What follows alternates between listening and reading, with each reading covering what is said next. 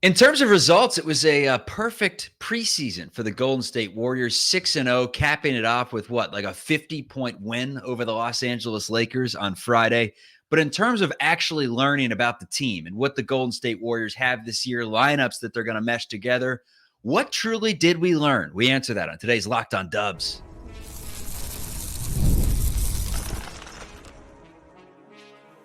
You are Locked On Warriors, your daily Golden State Warriors podcast. Part of the Locked On Podcast Network, your team every day.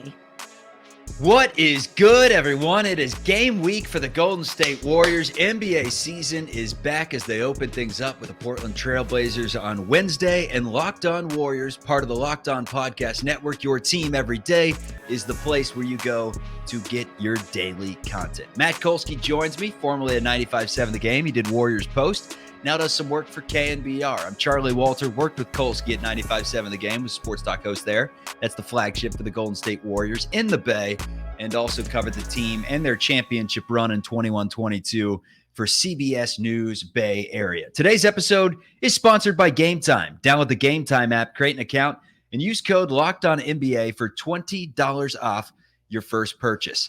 On today's show, we're discussing what we learned from the Warriors' 6-0 preseason. One thing out of the gate we learned is that the Warriors are the champions of the preseason. Means nothing, but come on, get excited about that. We'll take it. And then lineup decisions. I guess that is kind of a tease that we didn't learn a whole ton because we are wondering what the rotation's going to look like ahead of Portland on Wednesday. So let's start there, man. We know that Golden State can knock down some threes. They did hit a franchise record in one of those games against the Sacramento Kings. They hit 28 of them and over 50% in that game. I think we learned that Moses Moody is a much improved player, that Jonathan Kuminga offensively has kind of the ingredients and the bones to maybe be your number two scorer, if not this year, then down the road. But what are we still trying to figure out with this team? Well, I mean, I think the biggest things, the biggest thing is our lineup questions, right? I mean, who is actually going to play and how much is a huge question that I don't really think we got any clarity on in the preseason just because the availabilities didn't line up in a way that gave us a real look at what a regular season game day will be. So that's number one. And then I think within that, we knew this team had depth, which is to say a lot of guys capable of playing NBA minutes on any given night. And the preseason may have shown us that, there's even more guys capable of playing real NBA minutes than we thought. Although our guy Quentin Post, look, the best thing he did was sing karaoke, do some Journey at the open practice in the preseason. But generally speaking, at least 13 potential rotation guys on this team. We don't know which ones are going to play. And then depending on who does, it's one thing to say a Jonathan Kuminga or a Moses Moody or a Lindy Waters can come in and be a high-level role player, or in Kuminga's case, a number two scorer. The question then is consistency. And I guess Kyle Anderson, he provides a level of experience where I think you can expect consistency. Melton to a degree, although we still, with both of them, are sort of curious what the three-pointer will look like. Buddy Hield, we know what the three-pointer will look like, but not much about everything else.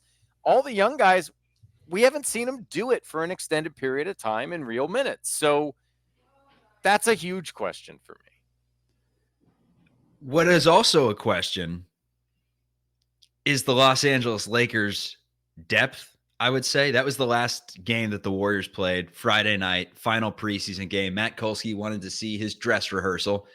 And, kind of solid from the Warriors. Melton played 21, Wiggins played 22, Jackson Davis 20 minutes, Kuminga 19, Podziemski 21. So the Warriors threw out most of the guys we're going to see this season. The Lakers, on the other hand, sent out a starting five of Bronny James, Cam Reddish, Jackson Hayes, Quincy Oliveri, and Jalen Hood-Schifino. And there's a talent disparity in the NBA between, even teams that are playing a season before as compared to bench warmers, because the Warriors kicked their ass 132-74 in that game. That was actually the only game of the preseason I didn't get to watch like start to finish taking notes. I was watching it with a buddy, just over a cocktail, that sort of thing. And it was pure domination. I'm sure that you had the kids to sleep. You had a chance to really dissect that entire thing. What were kind of your takeaways from that game? Give it to me for the people that missed it. No takeaways. No takeaways, no notes. And you just described why. I mean, when the other team starts Bronny and Jalen Hood-Schifino, you can't take anything away from that. And it's not a dress rehearsal if Steph Curry is not playing. And that's my other big concern. Like, you can tell me the fingers. It's a load management dress rehearsal, right? Call it what you want. He hurt his finger in a basketball game, allegedly re-injured it in practice, and missed the last preseason game, which Steve Kerr said on the record he wanted originally to be a dress rehearsal. It's not great, man. I'm sure Steph Curry is going to be on the floor opening night, but the last thing you wanted is for the little nicks and knacks that can mess up a season to start before the season does. So hopefully I'm overreacting. Hopefully it's nothing at all. Again, he's going to play. This is not an injury that keeps someone like Steph Curry from playing, but God, I just hate to think he's dealing that the greatest shooter of all time has a finger problem to start the season. That's just not what you love to hear. Other than that, look, I mean, Kuminga and Moody were both wildly efficient again in that game. Both had really good offensive nights. Pachulia, not efficient, but doing his normal thing, made an impact in every phase of the game. Pretty much what you'd expect from everyone who played. And, not that you wouldn't necessarily expect it at this point in his return to the floor, but that does include Andrew Wiggins playing a particularly underwhelming 20 minutes. And again, what does the preseason Andrew Wiggins with an illness mean about the season? Maybe nothing, probably nothing. But if you gave me the choice between Wiggins coming out like a house on fire and lighting up the preseason in his limited minutes, as opposed to him looking like last year in the preseason minutes, it's pretty obvious we got the lesser of those two options, So none of these things are necessarily encouraging. On the other side, there are plenty of things that are encouraging, right? You mentioned the overall three-point shooting. We've talked a lot about the play of Kuminga and Moody and others, Melton, guys have showed us why they're here and why they are contenders to get real minutes. But because of all of the sort of shenanigans that have happened, most of it kind of nobody's fault type of stuff, right? We just haven't really seen anything to give us a picture of what the regular season is really going to look like. What we know about the schedule and how that's going to look is, what's the right word to describe it? Goofy? It's a little weird. A little goofy schedule. Warriors open up on Wednesday at Portland, Friday at Utah. 2 very winnable games. And it's winnable for like the first 7, with the Clippers on Sunday being the home opener. And then all of a sudden you get Murderers Row, and then it's back to, goofy. It's almost one of those, you got to take care of business schedules this season. I mean, it's beyond winnable, Chuck. The New Orleans, who they have a home back-to-back with next week, the 29th and 30th, leading into Halloween. That's the toughest team probably they have in the first 7, arguably Houston, depending on how much you like them. But both of those teams have a lot of question marks, and the rest of it are the worst teams in the league. Portland, Utah, the Clippers without Kawhi Leonard, almost assuredly. Washington, terrible. Then all of a sudden, Boston, Cleveland, OKC, Dallas, Memphis. So it comes at them. And the weird thing is that kind of continues. Clippers, Atlanta, New Orleans, San Antonio, Brooklyn, all kind of soft. OKC, Phoenix, Denver, right? It's these blocks. And then they have a weird stretch where 3 out of their 4 games are against Minnesota. It's a weird schedule.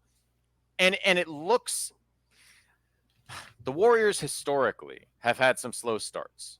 Okay.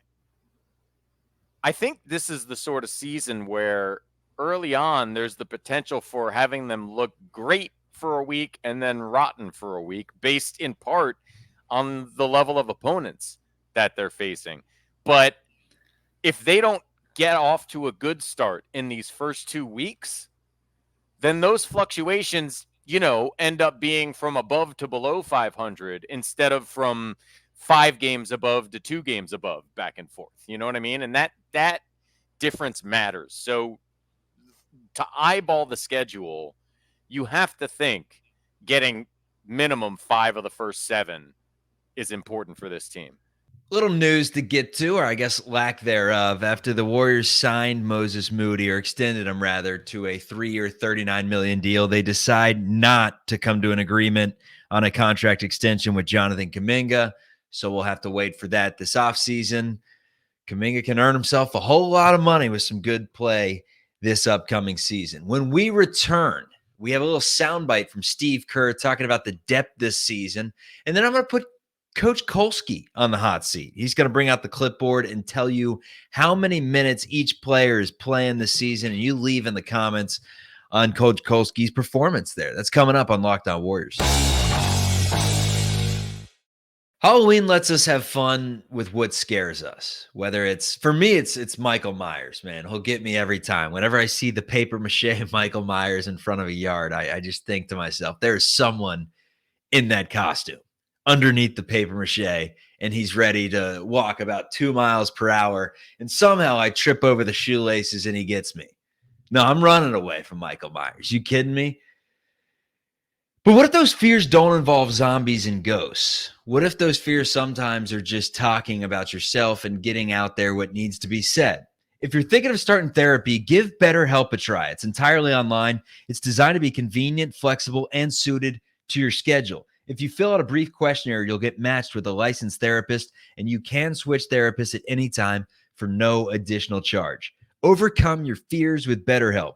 Visit BetterHelp.com/LockedOnNBA today to get 10% off your first month. That is BetterHelp, HELP.com/LockedOnNBA.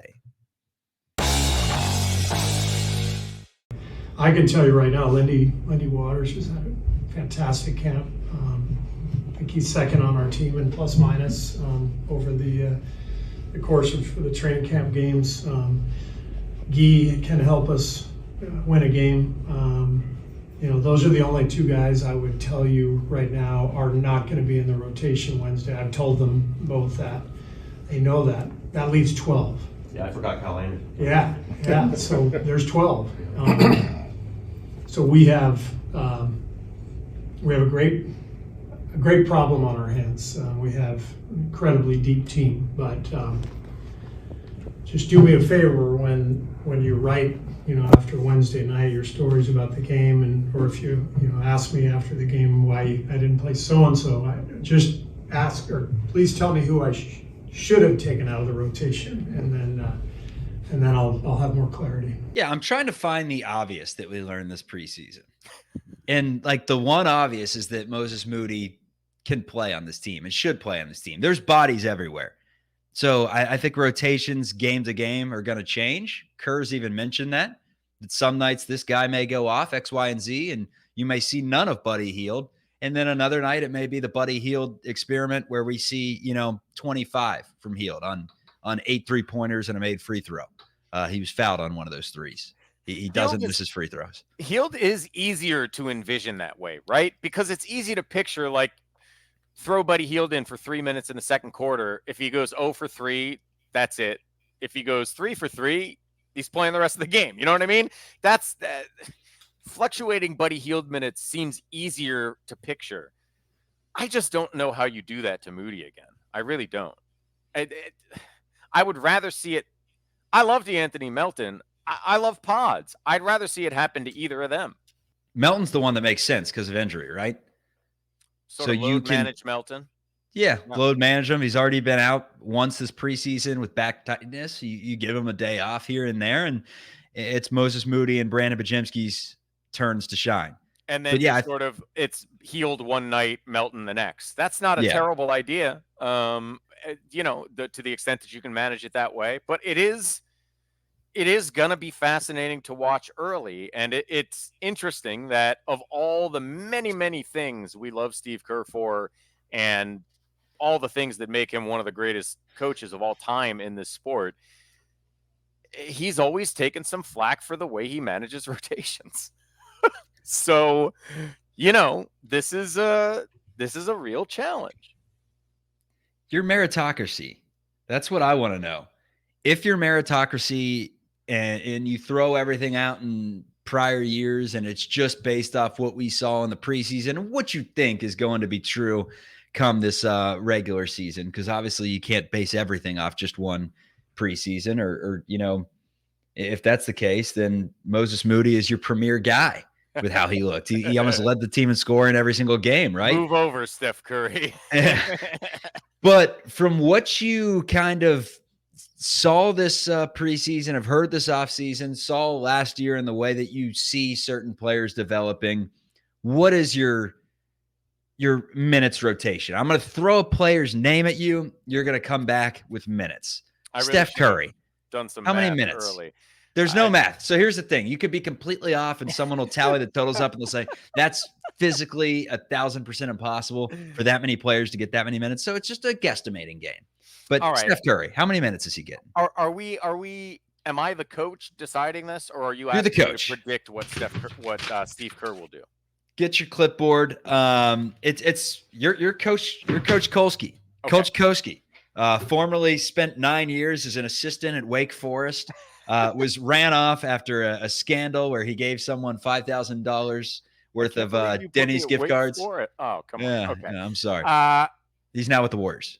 I am going to play Steph Curry for 33 minutes a game during the regular season. 33 minutes. That's Draymond Green. How many minutes he getting a game? 34. 34. Okay. Trace Jackson Davis. 23. 23. Jonathan Kuminga. 36. Wow. Jonathan Kuminga is playing more than any player on this team. From Not because he's the best player on the team, but because he's the livest body of the best players on the team, and I think the most capable of playing the most minutes. Okay, so here's where it gets confusing, and here's where the math is going to get really tricky. But Andrew Wiggins, if you got Jonathan Kuminga playing 36 and Draymond Green playing 33, how many minutes is Andrew Wiggins playing per game this season? 24. 24. Okay. DeAnthony Melton. Let's put him right in the mid-20s too. Okay. Brandon Bajimski. Same deal. Okay. Kyle Anderson. 18. I like that. That sounds about right. Moses Moody. 27. Buddy Hield. See, I don't know. Can I say, like, with Melton and Hield, 24 a game, but like 53 games? Sure. You do what you need to do. I say 19, 17 to 19 is a fair number for Hield with all the options they have. And I think maybe you end up getting to like 17 from a handful of 10s and a handful of like 27s. Yeah, for sure. It balances out. Gary Payton. 8, man. I don't see it for him. Eight then minutes finally, a night. And again, a lot of that is garbage time. The occasional step up and play great defense moment, but there's no minutes for him. All right, Looney. Is there minutes for Looney? Because based on everything I tallied together, it's like there's 12.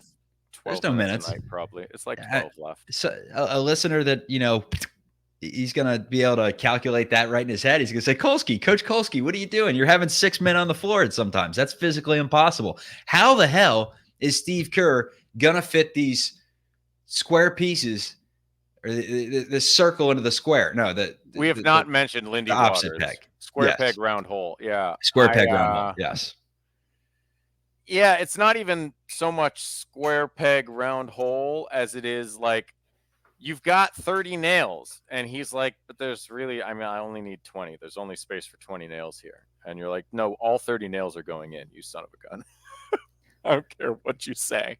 I want to see every one of these nails in this piece of wood. I don't know. It's going to be fascinating.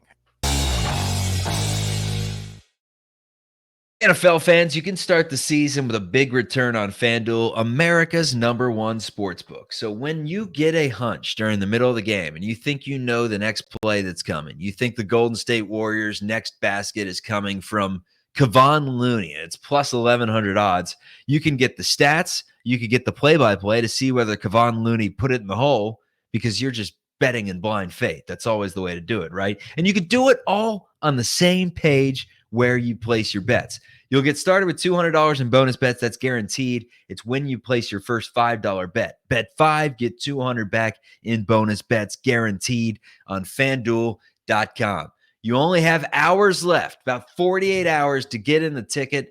Golden State Warriors, the over-under win total is set at 43.5. They went over last year. Do you believe the Golden State Warriors will win more than 43.5? If you think they're winning 44 or more, you can do it on FanDuel.com.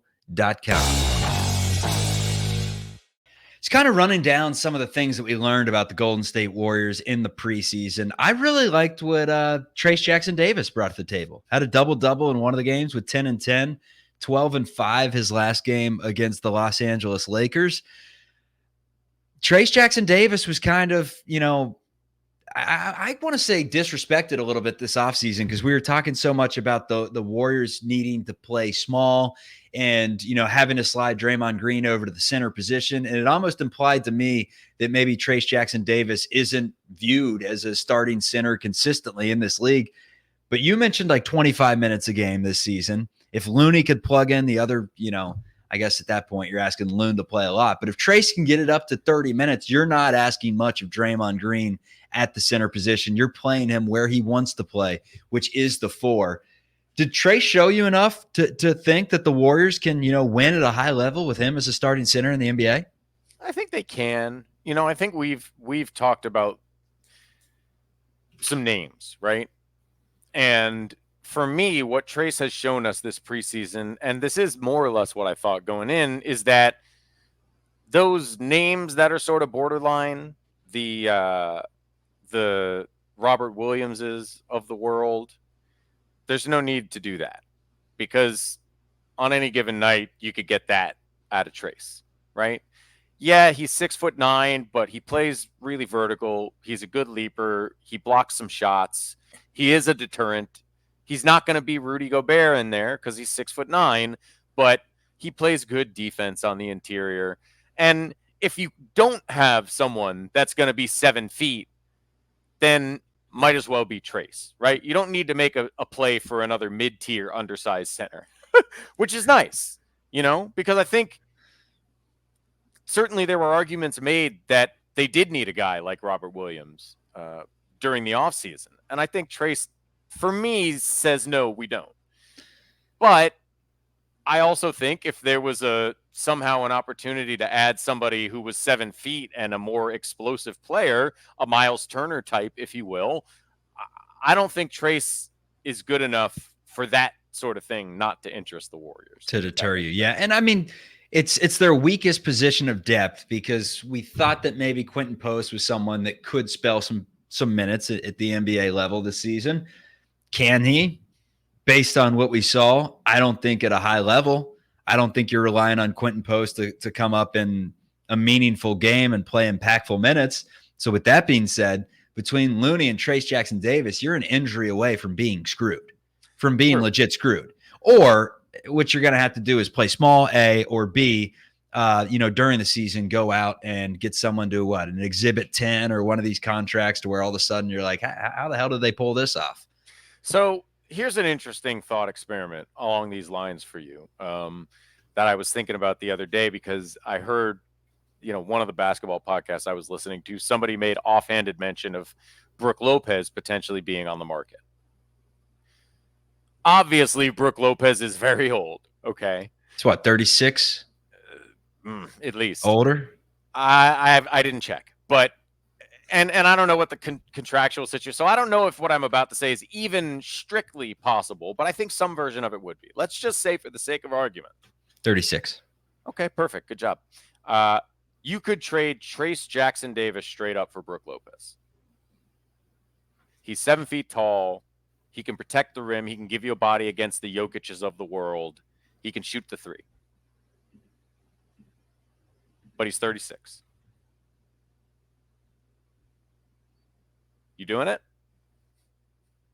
Well, the issue is you got to get another team involved, or you got to get another player involved. Money-wise, it's not going to work, right? But let's say they get another team involved or whatever. Let's just say let's say it's okay, a second rounder.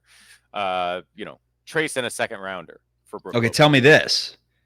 With his contract situation, because neither of us are looking it up. This is just a completely hypothetical situation. Do I get multiple years of Brook Lopez, or are we just talking this year as a rental? I'll look it up right now. But let's say we're talking give me the about contract situation, because that does. Let's imagine it's 1 year. No. I'm not doing it. 1 year. Got to look ahead. I mean, he's 36. He might only have 1 year in him.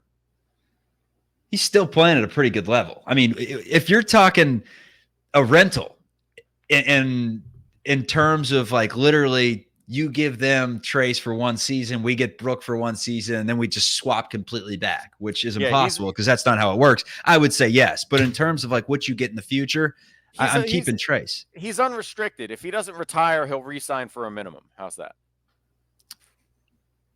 I still think I'd take Trace. I still think I'd take him. I don't know if I actually might have to think about it more. Brook Lopez is a nice fit, but I think it's approximately equally likely that Brook Lopez is just done at 36 versus Trace, having a stinker and not panning out. So like, my point is there's not a lot of good ways to upgrade this position. People look at Portland, the first team that the Warriors are playing, and forget Robert Williams. You could look at DeAndre Ayton, and then the issue with that is like, how much does he help this team? At this point, what's DeAndre Ayton doing aside from scoring some buckets down low? With respect to everyone involved, I don't think DeAndre Ayton is a player that brings the Warriors closer to future success. And then you could look at the Rockets, and you could say, "Oh, I'd love Şengün," but how the hell are you making that happen? Why are the Rockets doing that? That one's, first of all, he's not. Jared Allen is one that I actually do think there'd be some intrigue by. Because the trick there is Kenny Atkinson loves Jared Allen, and he just got that job. So I don't know about that one. But you're right. He'd be a great fit, too. I think the Şengün one is a little interesting.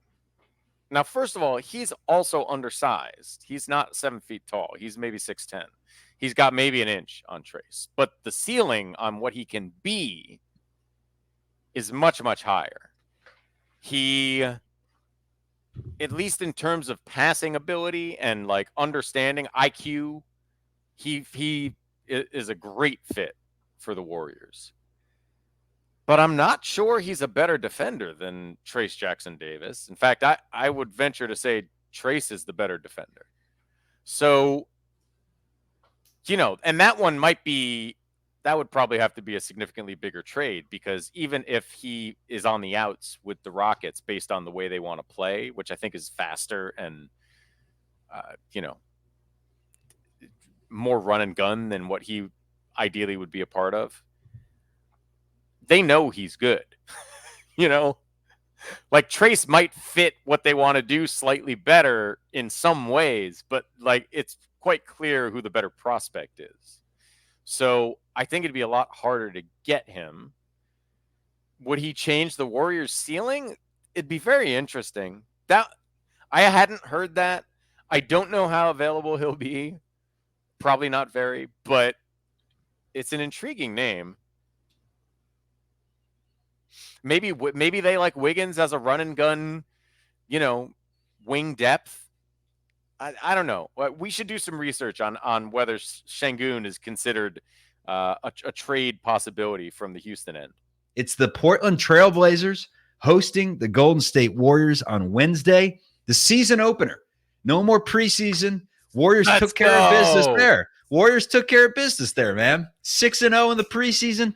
They'll try to start it off hot with 3 games this first week/weekend. It's the Blazers, then it's the Jazz on Friday, then it is the Los Angeles Clippers on Sunday. 3 winnable games. We didn't even mention that Friday game's the Lowry Markkanen grudge match. Yeah.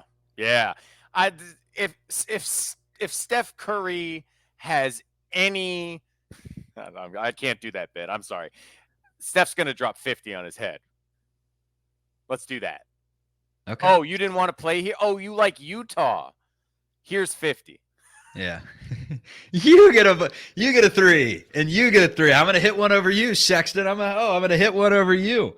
What I would love to see, and obviously Steph Curry is too classy, is, hit a 3 in someone's eye and then point to, like, I don't know, whoever's guarding him, Jordan Clarkson, and say, you wanted to play with this guy? Yeah, he won't do that. The question's going to be, is Steph Curry going to be on the floor, ready to go, 100% healthy? Missed the last preseason game and missed a couple with a jammed finger. He'll be on the floor. Let's be clear. I would be absolutely shocked if he's not on the floor. Hopefully he'll be 100%. Yeah, and if he's not on the floor, then we start to wonder. So hope that he's on the floor. Should be. Not even should be. He's going to be. He's going to be. Coach Kolsky told us that. The former Wake Forest. Don't put that juju on me, Ricky Bobby. No doubt. All right, man. Good stuff. This is Locked On Warriors. Are free and available wherever you get your audio podcast. We also go live after every single game this season on YouTube. Let's go. That's starting on Wednesday against the Blazers. Have a good one.